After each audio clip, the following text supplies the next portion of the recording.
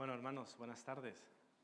Vamos a iniciar el capítulo 18 del Evangelio de Juan y quizá merezca la pena hacer un pequeño recuento de lo que venimos tratando. Es decir, no hace mucho tiempo, allí por el capítulo 12, versículo 36, Jesús había, entendedme, cerrado su ministerio público, cuando dice la Escritura que se fue y se ocultó de ellos. Entonces, en ese momento pasa a lo que hemos venido estudiando últimamente, ese ministerio privado con sus discípulos desde el capítulo 13 y hasta el 17. Es interesante que cuando Jesús se esconde de ellos, como dice la Escritura, en el 12:37 dice, pero a pesar de que había hecho tantas señales delante de ellos, no creían en él. Por así decirlo, hace un cierre de ministerio público y el saldo que se menciona aquí es que muchos, bueno, no dice muchos, pero a manera general dice, no creían en él. Interesante, a pesar de tantas señales delante de ellos, no creían en él. Ahora hemos estado estudiando en aquel aposento alto cómo Jesús va hablando con sus discípulos, les va preparando para el tiempo que está por venir. Ellos son confrontados, vemos a Pedro reaccionando, yo daré mi vida por ti, etc. Son momentos críticos que hemos estudiado y aquí abrimos un nuevo episodio, por decirlo de alguna manera. Ellos salen y, habiendo dicho Jesús estas cosas, salió con sus discípulos al otro lado del torrente de Cedrón. ¿Dónde terminaría este episodio? ¿Dónde terminaría todo esto? Terminaría con Jesús clavado en una cruz. Hace poco, 17:1, Jesús había dicho, la hora ha llegado, que es de donde he tomado el título de esta tarde. ¿Qué haces cuando llega la hora? Vemos en este inicio de capítulo, bueno, es el énfasis que le he dado, hay muchas lecciones aquí, muchos énfasis, pero el énfasis es que analicemos el comportamiento de ciertos personajes que vemos en el texto bíblico, cómo estaban actuando, cómo estaban accionando cuando la hora había llegado.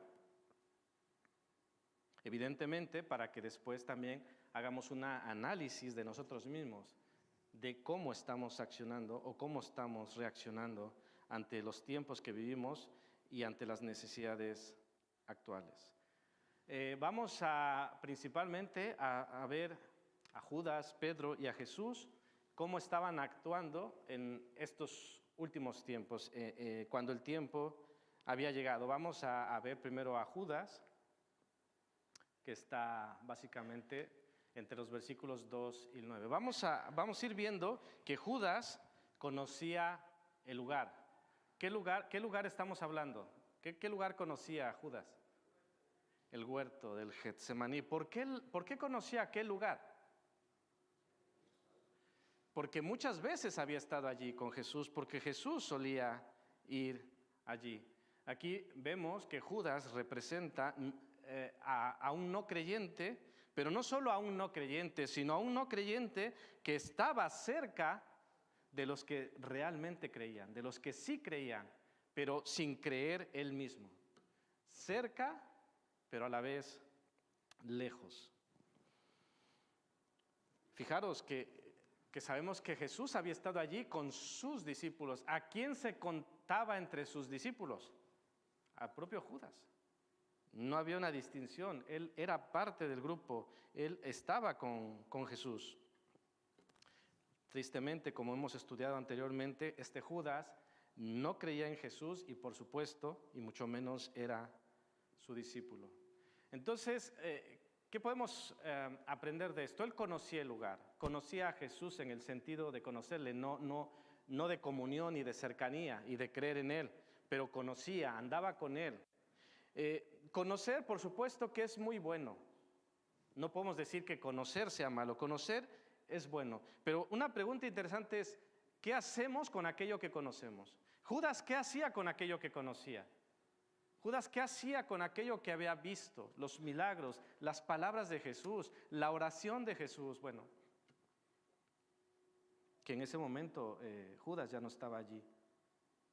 Pero ¿qué hacía con esto que conocía a Judas? Conocía mucho. Con todo lo que conocía, con todo lo que sabía, fijaros cómo le describe este texto. Se le describe a Judas, y se menciona un par de veces en estos 14 versículos, Judas el que le entregaba. Así se le etiqueta a Judas en estos versículos 2 y versículo 5. Y versículo 5. Yo, en base a esto, quiero que pensemos en nosotros. De acuerdo a las acciones de Judas, cuando la hora llegó, las acciones de Judas hace que se le describan como ¿quién? Como el que le entregaba. Llegó la hora y ante las circunstancias que venían, Judas actúa como el que le entregaba. Y yo quiero que pensemos, de acuerdo a las circunstancias, a los tiempos, ¿cómo, de acuerdo a nuestras acciones, cómo se nos describiría a nosotros? Pensemos. Judas era el que le entregaba. Si tuviese que hacerse algo sobre nosotros, ¿qué diría? ¿El que siempre oraba? ¿El que siempre abría su boca para bendecir a otros? ¿O cómo se te describiría? Pensemos. ¿Cómo se nos describiría de acuerdo a las acciones? Porque Judas, de acuerdo a sus acciones, se le describe como el que le entregaba. Es muy fuerte, perdón, no he puesto el tiempo, así que corre de cero, lo siento. Llevo 2 minutos, ¿no? Sí, 2. No sé cuánto tiempo llevo, lo siento. A mí me parece increíble, la verdad, debo decirlo, el segundo punto, versículo 3, que Judas fue armado. ¿No os parece fuerte? Porque ¿a quién iba a buscar Judas? Con los que había estado, a su maestro, entre comillas, porque no era su maestro en realidad, no creía en él. Pero va armado, y no solo va armado, sino dice el texto que Judas, pues, tomando una compañía de soldados y alguaciles de los principales sacerdotes y de los fariseos, fue allí con linternas y antorchas y con armas. ¡Wow! Es interesante también que, como hemos leído, dice que una compañía, el término es espeira. Una espeira, los que saben dicen que es la 10ª parte de una legión. Una espeira era la 10ª parte de una legión, aproximadamente unos 600 soldados. Evidentemente, en este pasaje no sabemos si el término es utilizado en su estricto significado, que es decir, era una espeira con 600 soldados aproximadamente, pero lo que sí podemos tener claro es que eran demasiados hombres. Eran soldados romanos entrenados que iban a arrestar a un pequeño grupo de hombres civiles. Es decir, no iban a enfrentar a un ejército, no iban a enfrentar a nadie peligroso, iban simplemente por un pequeño grupo de hombres. Y no solo ellos, sino que iban con alguaciles, guardias del templo, e iban armados. No se entiende cómo estaba pasando esto, pero estaba pasando. De acuerdo a contexto bíblico, Lucas 22:38, podemos deducir que los discípulos traían 2 espadas. Lucas 22:38, cuando le dicen, he aquí 2 espadas, ¿qué quieres que hagamos? Y sabemos que una la tenía ¿quién? Pedro. Sabemos que Pedro tenía una de esas espadas. Pero pensemos, no quiero hablar de números exactos, pero sí tenemos un aproximado. Seguramente había allí más de 500 hombres, de acuerdo al término que se nos dice de compañía. Pero si no son 500, 400 o 300 o 200, ¿cómo te enfrentas con 2 espadas a 200, 300 o 400 hombres armados, entrenados? ¿Tiene sentido? Así que también esto me lleva a pensar, ¿qué tenía en mente Judas? ¿Por qué iba armado hasta los dientes? ¿Por qué llevaba tanta gente? ¿Qué temía? ¿Temía que Jesús hiciese un gran milagro?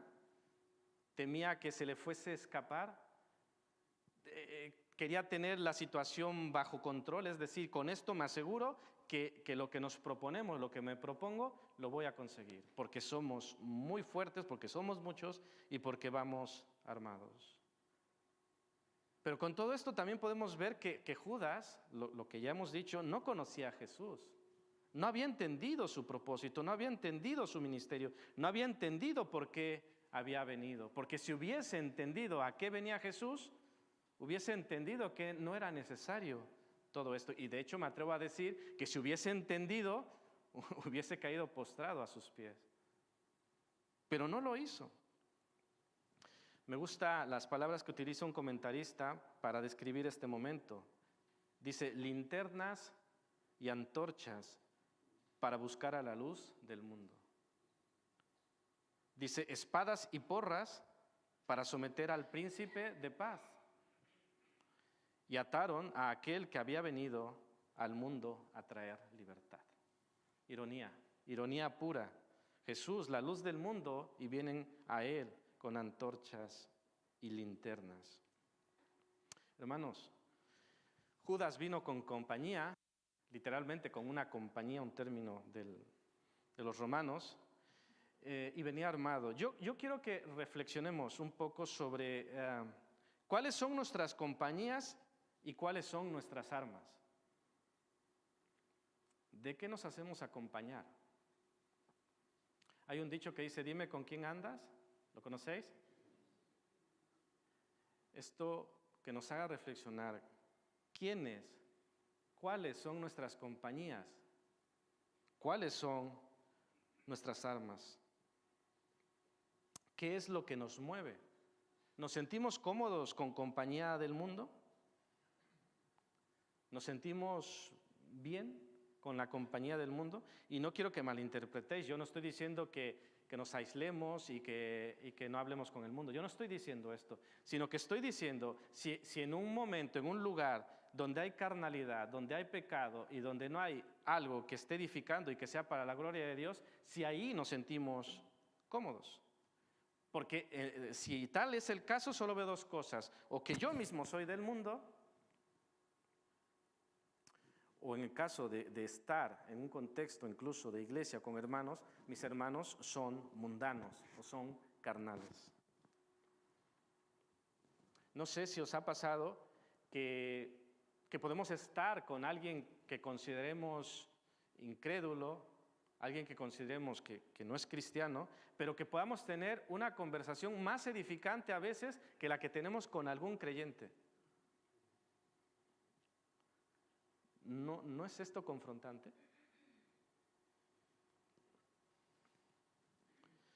Bueno, vayamos al punto C de lo que estaba haciendo Judas. No perdamos de vista cómo reaccionamos cuando el momento llega. Cuando el momento llega, Judas fue a buscar a Jesús con una compañía y armado. Pero también antes había hecho arreglos para entregar a Jesús. He hecho uso de un evangelio que es paralelo. Este pasaje se encuentra, si no me equivoco, en los 4 evangelios. Así que podemos sacar datos del mismo hecho con los 4 enfoques distintos. Dice Mateo 26, 48 al 49, mientras todavía hablaba, vino Judas, uno de los 12, y con él mucha gente con espadas y palos, de parte de los principales sacerdotes y de los ancianos del pueblo. Dijo, y el que le entregaba, fijaros otra vez el título, ¿a quién se refiere con el que le entregaba? Lo hemos visto en Juan, a Judas. El que le entregaba les había dado señal diciendo, al que yo besare, ese es, prendedle. Increíble, hasta hace poco, hasta hace no mucho tiempo, Judas estaba allí en la intimidad con los discípulos y con Jesús. Y momentos después está con un grupo de gente armada que va a apresar a Jesús. Satanás había tomado control absoluto de él, lo vemos en Juan 13:27, ya no importaba nada. Ya estaba bajo el control de Satanás y termina de descubrirse. Ya Jesús ya estaba señalando, uno de vosotros me va a entregar. Pero es que ahora queda bastante claro. Y dijéramos que en el sentido malo lo hace con estilo, porque si iba a hacer algo bajo, algo traicionero, lo hace mediante este saludo, mediante un beso. Y Jesús le preguntaba, ¿con un beso entregas al Hijo del Hombre? Judas, ¿con un beso? En esos días un beso era señal de afecto y devoción. Y no solo eso, sino que Judas dijo, salve, maestro, y le besó, como dice Mateo 26:49. Voy a hacer una pregunta confrontante. Es una expresión que conocemos. ¿Conocemos la expresión el beso de Judas? Sí, ¿no? Suena. ¿Cuántos hemos dado el beso de Judas? Claro, porque pueden decir, Judas, qué malote, wow, Judas, no, increíble. Ya. ¿Y nosotros? ¿Alguna vez hemos dado el beso de Judas? ¿Alguna vez hemos fingido amor o por lo menos simpatía por alguno de nuestros hermanos para luego apuñalarle por la espalda? ¿No es esa la misma actitud de Judas? ¿Has hecho incluso, esto es fuerte, has hecho incluso arreglos para entregar a alguien?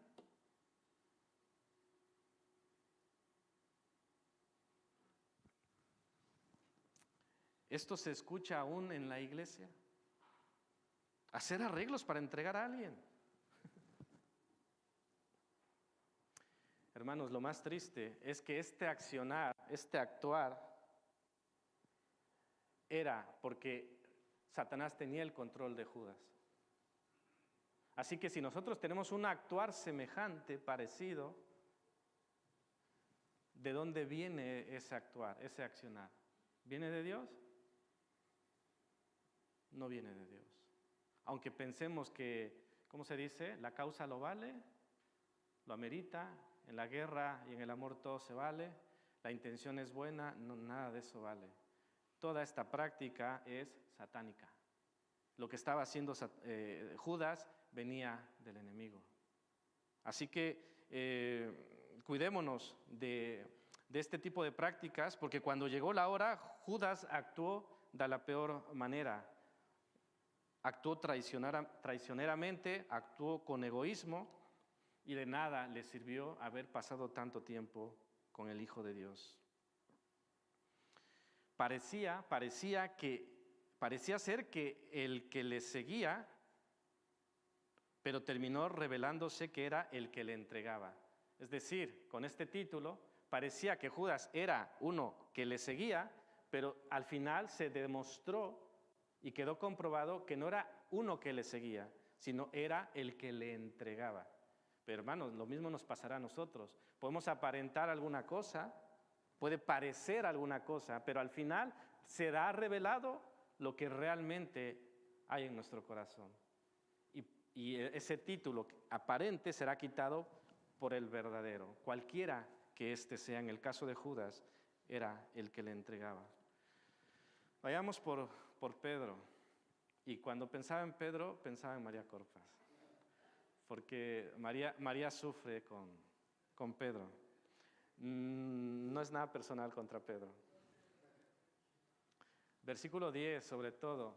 Pedro utilizó el arma equivocada. Dice el texto, entonces Simón Pedro, que tenía una espada, la desenvainó e hirió al siervo del sumo sacerdote. Bueno, así como Judas es el prototipo del no creyente, que está en medio de los verdaderos creyentes, Pedro es el prototipo del creyente en proceso de perfeccionamiento. Pedro sí que creía, pero, como decía Pablo, no es que ya haya llegado, estaba en proceso. Creía, seguía al Señor, le amaba, pero necesitaba aprender muchas cosas, como tú y como yo. Bueno, Judas es increíble, ya hemos visto el gran grupo armado y no dudó en usar su espada, pero se equivocó en el acto, aunque su intención era buena, él quiso depender de su espada y dejó de depender ¿de quién? Del Señor. Pedro había dicho que estaba dispuesto a dar su vida por el Señor. Y podría hasta considerarse, además quizá de estúpido, de valiente lo que hizo. Pero al final era erróneo. Estaba utilizando el arma equivocada. ¿Qué había fallado aquí? ¿Por qué Pedro, que así como Judas había estado tanto tiempo con Jesús, por qué Pedro se equivoca? Y entendedme, no quiero, Pedro se equivocó y es malo. No, sino analizar el por qué lo hizo, porque eso nos ayudará quizá a nosotros a darnos cuenta por qué nos equivocamos, por qué yo me equivoco. Dice una frase que me gustó, que una de las lecciones que él no había aprendido es que la espada del Espíritu es el arma que los siervos de Dios usan para librar las batallas espirituales. Es decir, no es la espada que traía Pedro, sino es la espada del Espíritu la que hemos de utilizar para las batallas espirituales. Y lo vemos en Hebreos 4:12 que dice, porque la palabra de Dios es viva y eficaz y más cortante que toda espada de dos filos y penetra hasta partir el alma y el espíritu, las coyunturas y los tuétanos, y discierne los pensamientos y las intenciones del corazón. Así que se equivocó de arma, utilizó el arma equivocada. Claro, pero dejemos a Pedro un momento y pensemos, ¿cuántas veces no hemos hecho nosotros lo mismo? ¿Has ocupado el arma equivocada? Yo debo decir que sí, en mi caso. Cuando todo va bien, nosotros también permanecemos bien, ¿no? Mira, todo va sobre ruedas, oramos, nos portamos bien, venimos a la iglesia, actuamos con los recursos de Dios. Pero ¿qué pasa cuando la cosa se pone difícil? Nuestro título, cuando la hora ha llegado, cuando viene la crisis, ¿qué pasa? Muchas veces no hacemos, dice, a ver Señor, espera un poco que yo me encargo. Y sacamos nuestras armas. ¿No pasa así? Yo debo confesar que hay veces algún asunto que mi primera reacción es, ¿cómo lo voy a resolver? Y pensando en mis recursos, pensando en mis formas, y después tienes que reaccionar y decir, a ver, no soy yo. Cualquier asunto primero es el Señor. ¿Qué digo con nuestras armas? Pues nuestros contactos, nuestros métodos, nuestros medios, al final de cuentas, lo nuestro. Pero así como el utilizar el arma equivocada fue peligroso para Pedro, evidentemente también es peligroso para nosotros. Quiero preguntaros, ¿qué le pudo pasar a Pedro por haber atacado al siervo del sumo sacerdote? Lo podían haber, en el menor de los casos, apresado, golpeado, encarcelado, ¿y qué otra cosa podía haber pasado? Pedro pudo morir por esto. Hermanos, ¿cuántas veces nos hemos metido en problemas por hacer las cosas a nuestra manera y no a la de Dios? ¿Os suena? A mí sí. Dios tiene una manera, Dios tiene un tiempo, Dios tiene un propósito y nosotros queremos ayudar a Dios, ¿verdad? Y terminamos metiendo la pata, equivocándonos, como le pasó a Pedro. Pedro también es cierto, inciso B, que no recordó que esto debía pasar, porque Mateo nos cuenta hasta 3 veces, tenéis ahí las citas, 16, 21, 17, 22 y 23, 20, 17 al 19. Yo os leo el primero que dice, 16, 21. Desde entonces comenzó Jesús a declarar a sus discípulos que le era necesario ir a Jerusalén y padecer mucho de los ancianos, de los principales sacerdotes y de los escribas y ser muerto y resucitar al tercer día. Es decir, Pedro, si hubiese puesto atención, debería haber entendido y sabido que esto iba a pasar. Porque Jesús lo había anunciado. Vamos a Jerusalén y en Jerusalén me pasará esto. No juzgo a Pedro en el sentido de que la situación era extrema y que al final de cuentas reaccionó de una manera. Pero eso no quita que así como se equivocó al sacar el arma, también hemos de reconocer que él debía haber entendido esto. Fijaros lo que dice un comentarista en este sentido sobre este Pedro de este periodo. Pedro le discutió a Jesús cuando le dijo que le negaría. Pedro se había quedado dormido cuando debería haber estado orando. Y Pedro habló cuando debería haber estado escuchando. Es decir, Pedro estaba distraído. No había entendido ni captado el mensaje de Jesús. Pero una vez más, ¿cuántas veces nos pasa lo mismo? No captamos, no entendemos, no estamos atentos al mensaje de Dios. ¿Cuál es el mensaje de Dios? Muchas veces hablamos de la voluntad de Dios para nuestras vidas y a veces el Señor nos lo está poniendo allí y nosotros estamos distraídos por diferentes cosas, generalmente por el mundo, por intereses propios, por nuestras prioridades, por nuestra agenda. Desconocemos y olvidamos las Escrituras y terminamos sin saber discernir los tiempos o las circunstancias. Pero hermanos, esto es tan peligroso que nos puede pasar lo que le pasó a Pedro. Al final Pedro, con todas sus buenas intenciones, se estaba oponiendo a la voluntad de Dios. Y así como a Pedro le pasó, nos puede pasar a nosotros.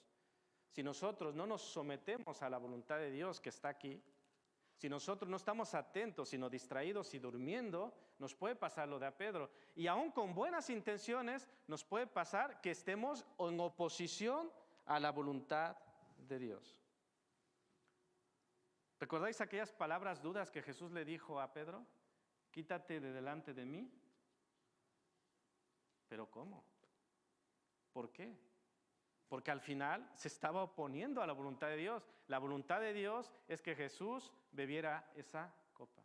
Para bien, para tu salvación y para mi salvación. Y Pedro decía, no puede ser, no debe ser así. Entonces tú sabes cómo debe ser, pero Dios no. Lo mismo nos pasa a nosotros. Letra C, malentendió lo que se debe hacer con los enemigos, versículos 10 y 11. Os leo lo que dice Mateo 5, 43 y 44. ¿Cuál era la lección que Pedro se había perdido? En las mañanas estamos estudiando el Sermón del Monte y parece que en el Sermón del Monte a lo mejor Pedro estaba con el móvil, no sé, quizá. Porque la lección fue, oísteis que fue dicho, amarás a tu prójimo y aborrecerás a tu enemigo. Pero yo os digo, amad a vuestros enemigos, bendecid a los que os maldicen, haced bien a los que os aborrecen y orad por los que os ultrajan y os persiguen. Dura cosa es esta, ¿no? Por eso el Sermón del Monte se busca que tenga una aplicación futura, pasada, pero no aquí y ahora. Claro, porque si tiene una aplicación aquí y ahora, yo tengo que amar a mis enemigos, bendecir a los que me maldicen y hacer bien a los que me aborrecen.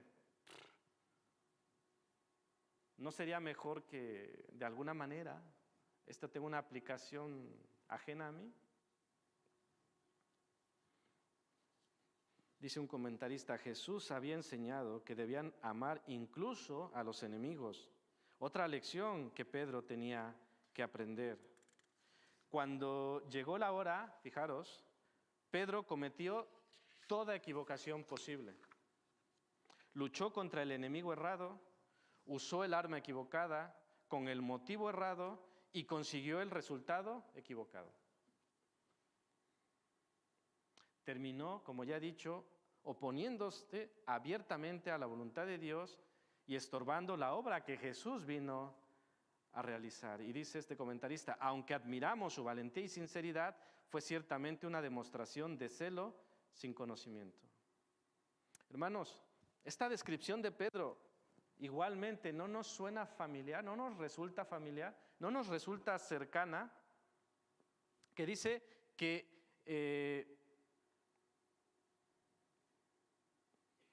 luchó contra el enemigo errado, usó el arma equivocada con el motivo errado y consiguió el resultado equivocado. ¿No pasa a veces lo mismo?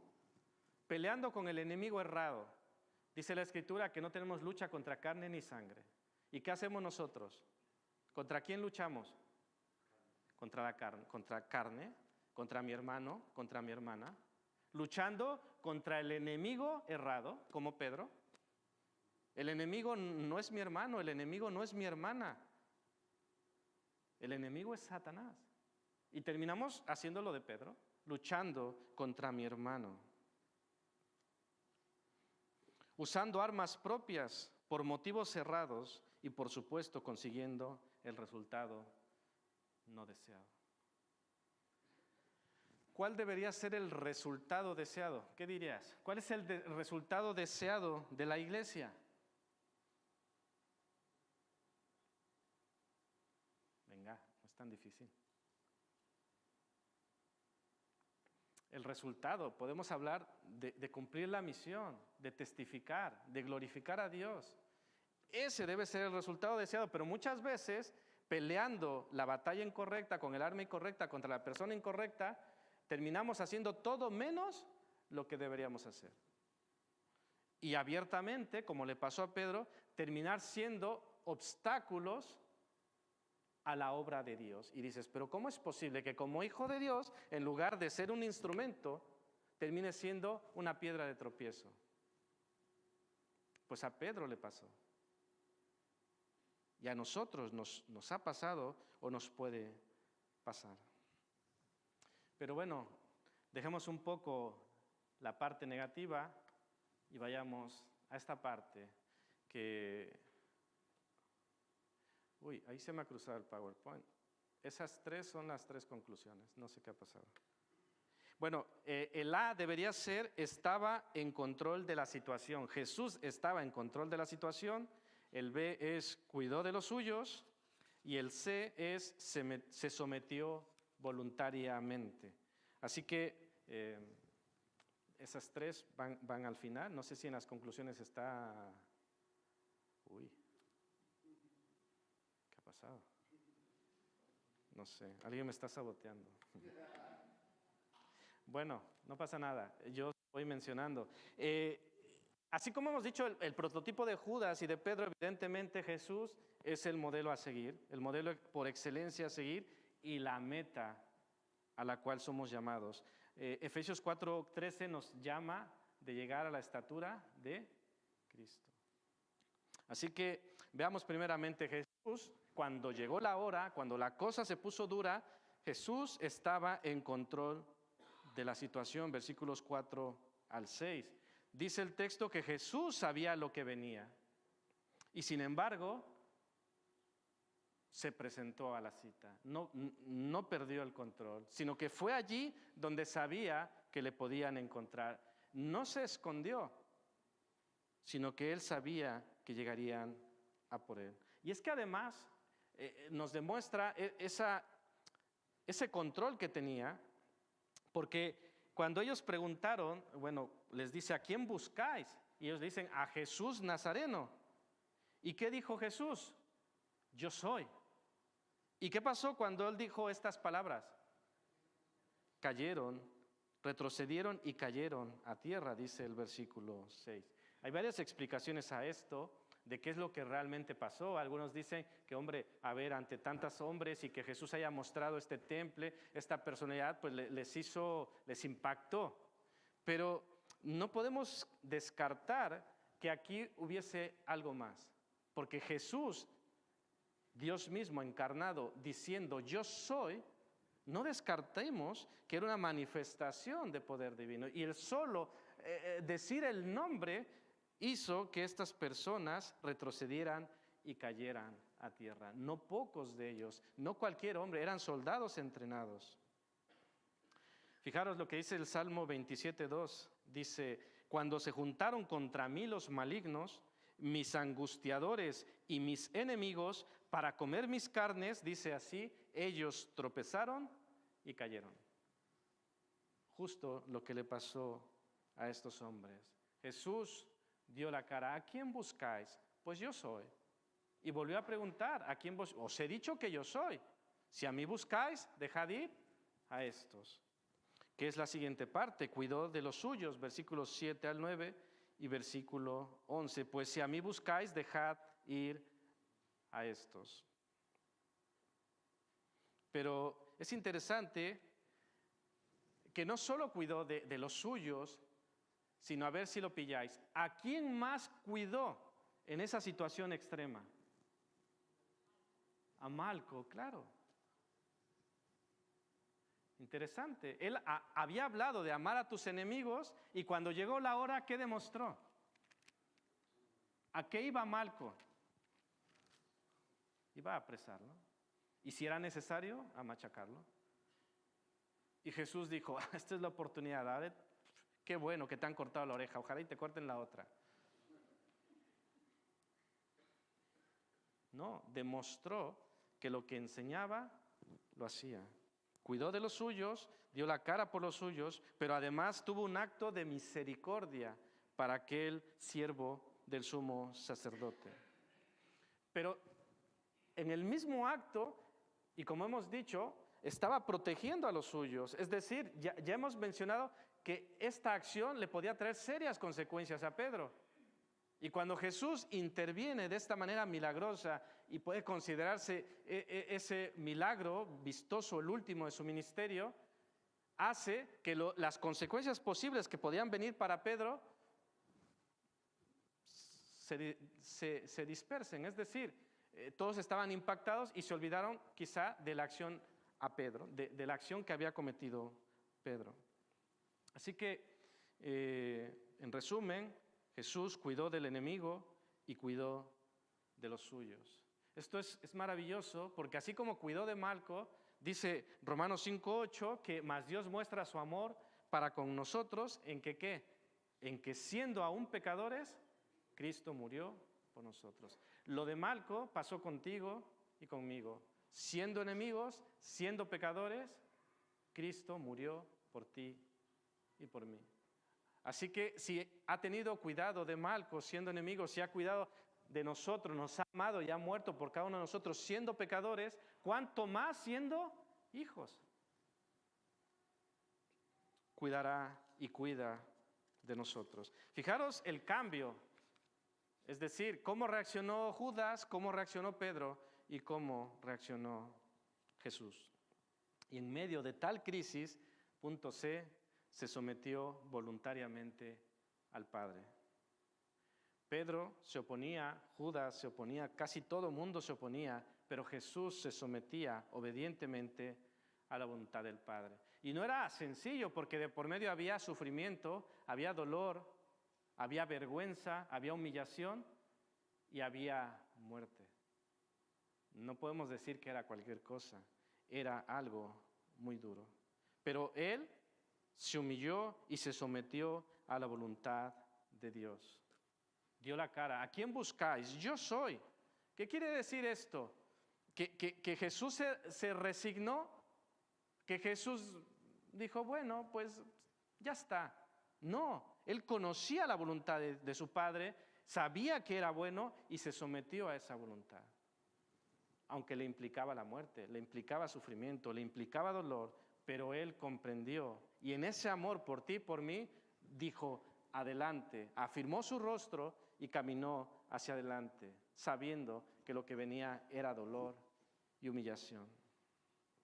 Sabemos, y lo dicen los evangelios, que Jesús podía orar a su Padre en ese momento, cuando le está hablando a Pedro, le dice, ¿qué no sabes que yo puedo orar a mi Padre y qué me puede dar?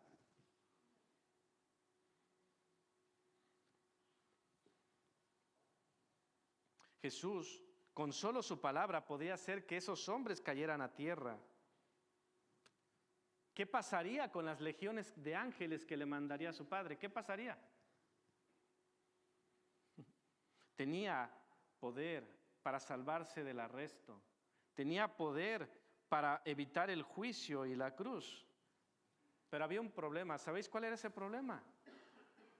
Jesús lo dijo en forma de pregunta. Dice, pero ¿cómo entonces se cumplirían las Escrituras? De que es necesario que así se haga. Mateo 26, 54. Así que si era necesario que se cumpliese la Escritura, era necesario que se cumpliese la voluntad de Dios, porque la voluntad de Dios es buena, agradable y perfecta. Así que Jesús dijo, aquí estoy, soy yo, no fueron necesarias las armas, lo arrestaron, luego le sometieron a un juicio ilegítimo y en lenguaje figurado le llevaron a sus trasquiladores. Todo esto teniendo el poder para evitarlo, teniendo el poder para ser golpeado, humillado, se sometió voluntariamente por ti y por mí. ¿Veis el sacrificio? Porque claro, cuando no tenemos opción, pues dices, bueno, pues que al final no tengo opción. Pero cuando tienes 10,000 opciones, es más duro. Y Jesús tenía todas las opciones, todo el poder y toda la autoridad. Pero Él mismo decía, es necesario que se cumplan las Escrituras. Jesús mantuvo el temple, cuidó de los suyos, incluso de algún enemigo, y se mantuvo firme y obediente. Es nuestro modelo a seguir. Nosotros hemos de tener ese dominio propio, esa templanza, ese fruto del Espíritu, y también como Jesús cuidó de los suyos, hermanos, hemos de cuidar los unos de los otros. Cuidarnos, incluso, como Jesús mismo lo dijo, incluso de algún enemigo. Y mantenernos firmes y obedientes, aunque a veces el panorama no sea el más agradable, no sea el más deseado, porque el panorama de Jesús, lo que venía por delante, no era una fiesta, ¿sabes? Era una batalla final, donde el enemigo iba a atacar con todo, donde lo peor de la humanidad se iba a manifestar, pero también se iba a manifestar lo mejor de Dios. ¿Y quién venció? ¿Lo mejor de Dios o lo peor del mundo? Lo mejor de Dios, su amor, su perdón, su gracia, su misericordia. Venció y resucitó, venció a la muerte. Vamos a ir ahora sí, no sé si dejarla así porque son las conclusiones, pero son estas. Mencionan a Caifás porque son otros personajes que aparecen en el pasaje y quizá también, incluso deberíamos hablar quizá de Malco, de los otros discípulos. Lo de los otros discípulos sabemos que huyeron, que se dispersaron. Y yo creo que sucede lo mismo que Pedro. Eran creyentes que estaban en un proceso de perfeccionamiento, lo mismo que Pedro. Yo me atrevo a pensar que Malco, un incrédulo, que fue tocado por Jesús, sanado por Jesús, yo no descartaría que Malco más tarde hubiese dado fruto en él, de ese encuentro con Jesús, de ver la gracia, el poder de Jesús. Pero no vamos a especular porque la Escritura no lo dice.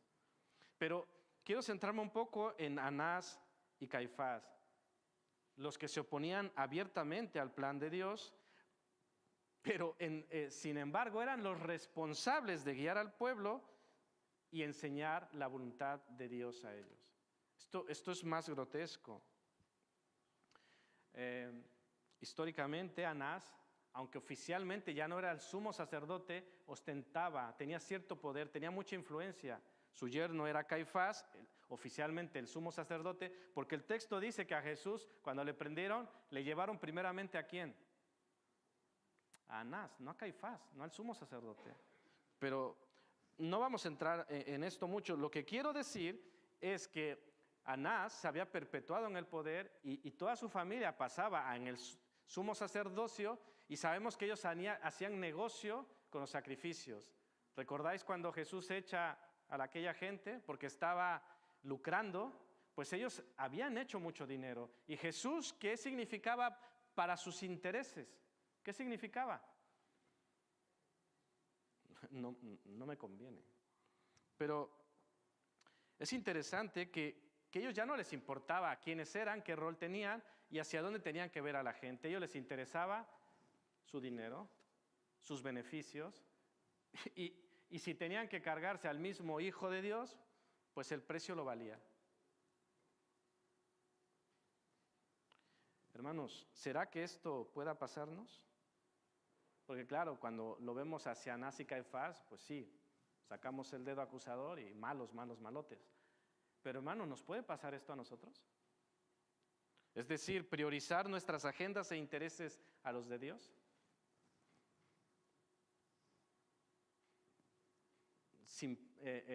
Haciéndolo simple, es lo que hacían Anás y Caifás. Entonces, si nosotros priorizamos nuestra agenda y nuestros intereses antes que los de Dios, estamos actuando igual que ellos. Hay algo que me interesa, veo un beneficio y es prioritario antes que la voluntad de Dios. Ellos se peleaban por una posición en el templo. ¿Esto puede pasar? ¿Lo que pasaba en aquel tiempo puede pasar hoy? Yo os cuento un relato, no muy lejano, que me enteré hace algún tiempo. Supe de un líder de alabanza. Nada que ver, Javi. Ah, claro, no, Javi no. Ni aquí, no fue en este país. Pero supe de un líder de alabanza que de pronto tuvo el llamado pastoral. De pronto, sintió el llamado pastoral y se llevó tras sí media iglesia. Bueno, quería un rol, un papel que según su entender venía de Dios, pero pareciera que por el accionar no era así.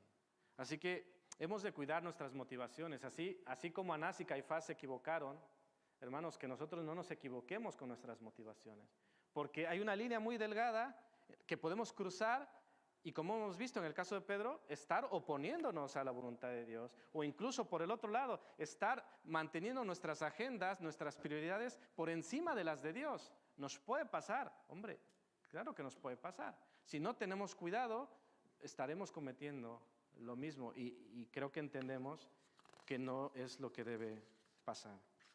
Bueno, el segundo punto, aprendiendo estamos. Ahora quiero decir algo bueno de Pedro. Porque hubo un antes y un después. Es decir, Pedro no se quedó allí, hundido. Hubo un antes y después.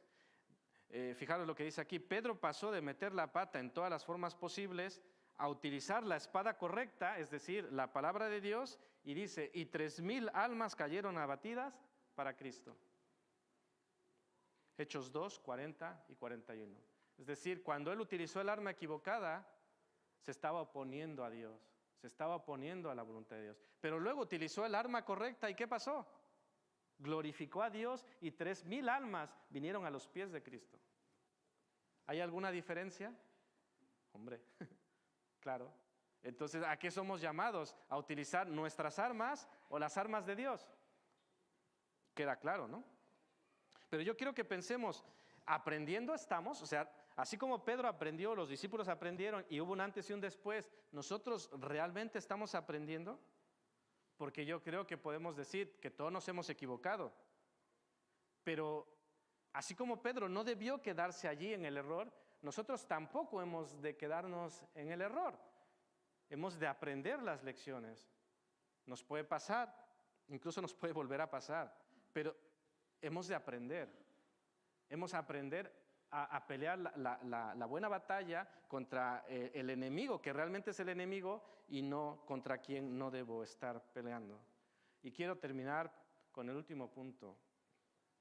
Al final, nuestro título es ¿cómo actuamos? ¿Cómo reaccionamos? ¿Qué hacemos cuando llega la hora? Al final, ¿cómo estás reaccionando?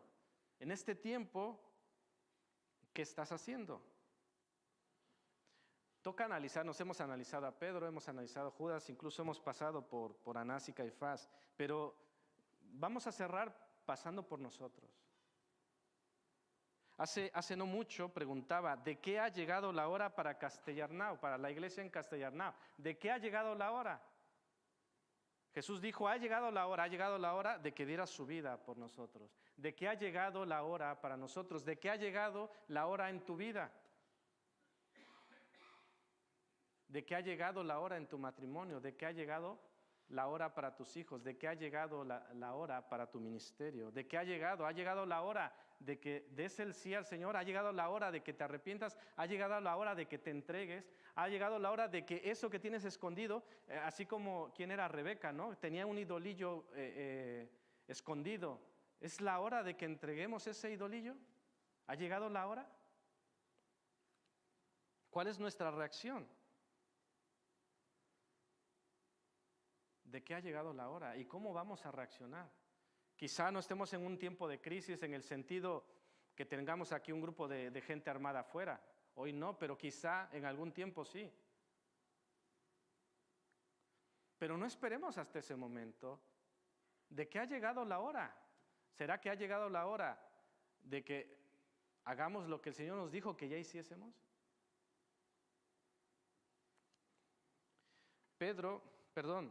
Judas era el que le entregaba, Pedro era el que metía la pata, era.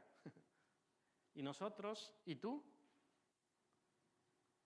¿Cómo nos etiquetamos?